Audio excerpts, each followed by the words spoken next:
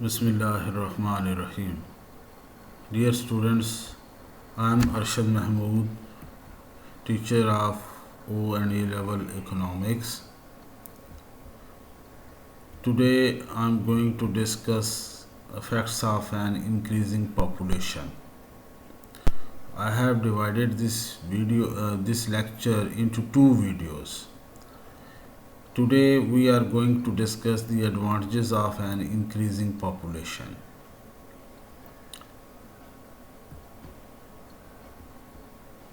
Effects of an increasing population.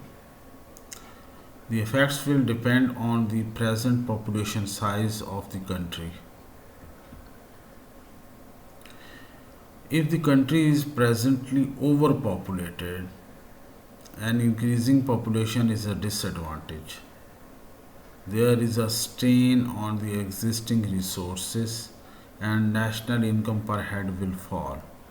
Overall standard of living will also fall. इसका मतलब ये है कि अगर कंट्री के जो रिसोर्सेज हैं उस पे पॉपुलेशन का साइज़ उसके हिसाब से बहुत ज़्यादा है तो प्रेशर होगा एग्जिस्टिंग रिसोर्सेज पे और उससे पर हेड इनकम भी जो कंट्री की कम हो जाएगी जिससे लिविंग स्टैंडर्ड जो है वो अफेक्ट होगा. इसका मतलब ये है we have already discussed the under populated country over populated country in our previous video.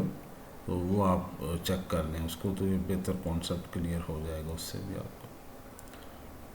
एक तो ये इसका पॉइंट था. If the country is under populated and इसका मतलब क्या है अंडर पॉपुलेटेड, जो रिसोर्सेज ऑफ द कंट्री हैं उसके हिसाब से पॉपुलेशन कम है. अगर पॉपुलेशन बढ़ाई जाए तो पर हेड इनकम बढ़ सकती है. तो पॉपुलेशन कम है तो रिसोर्सेज के हिसाब से तो उसको अंडर पॉपुलेटेड कंट्री कहेंगे. So if the country is under populated an increase in population works to its advantage. There will be greater demand for the country's products and this will boost the national income of the country. ये एक advantage था कि अगर under populated है तो country की population को increase करके आप पर हेड इनकम बढ़ा सकते हैं. The size of the population may increase और decrease if there is a change in the technology or resources available. If technology improves or new resources are developed, then the size of the optimum population will increase. If on the other hand technology is diminished यानी decrease हो जाए, decrease perhaps by a war, कोई ऐसे हालात आ जाते हैं disease या वार, और रिसोर्सेज आर यूज्ड अप या रिसोर्सेज आपने इस्तेमाल कर लिए वो ख़त्म हो गए, रिन्यूएबल नहीं हैं, then the optimum size of population will fall. तो फिर ऑप्टिमम साइज़ ऑफ पॉपुलेशन जो है वो कम हो जाएगा, डिक्रीज हो जाएगा उसके हिसाब से. Let us discuss now the advantages of an increasing population. If the existing population is below optimum size, then an increase in population will have the advantage of increasing national income and national income per head will increase, thus the standard of living improve. अगर under populated country है तो population increase होने से वो optimum size पे चली जाएगी population, जिससे पर हेड इनकम जो है वो कंट्री की बढ़ जाएगी. एक ये बेनिफिट होगा, फ़ायदा होगा इसका.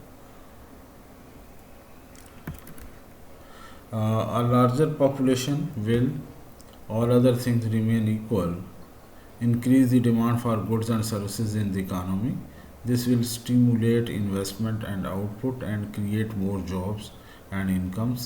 Moreover, it will stimulate new inventions and new technology.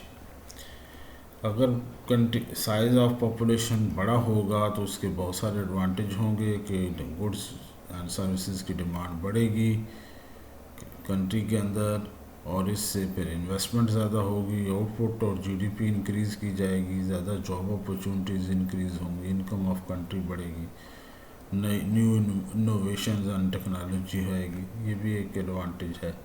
अगर पॉपुलेशन का साइज बढ़ रहा हो तो। ओके जी। और इसके एडवांटेज है, लार्जर पॉपुलेशन में have the effects of increasing countries international Prestige, or the larger a country's population, then often the greater its influence in the world affairs. अगर कंट्री की पॉपुलेशन का साइज़ बड़ा है country के, तो उसका इम्पैक्ट होगा इंटरनेशनल लेवल पे, उसकी प्रेस्टीज में इजाफा होगा इंटरनेशनल लेवल पे, और उसका बहुत ज़्यादा वर्ल्ड अफेयर में भी उसका बहुत ज़्यादा इफेक्ट होगा।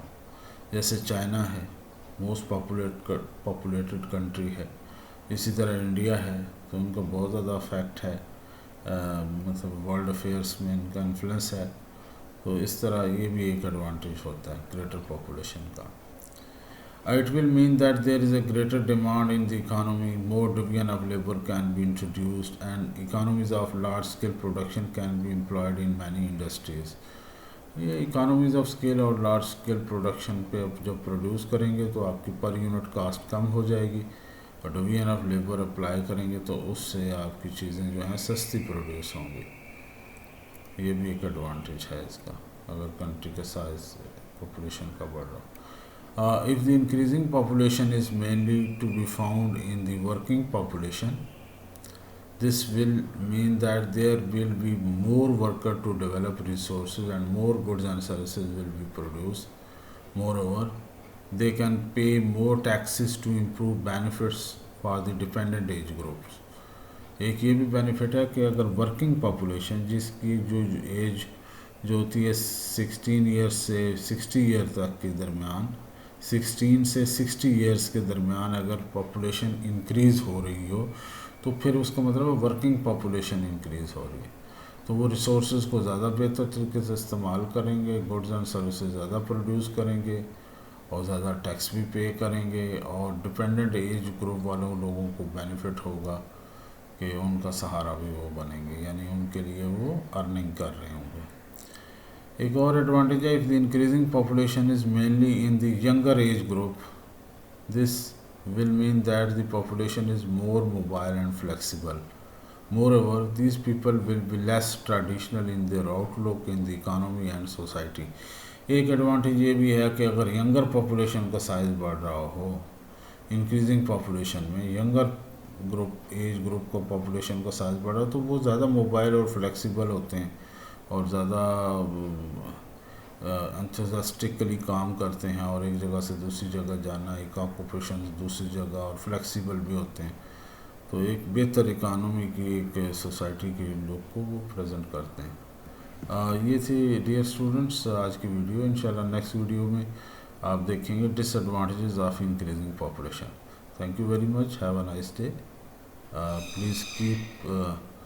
Please revise previous lecture.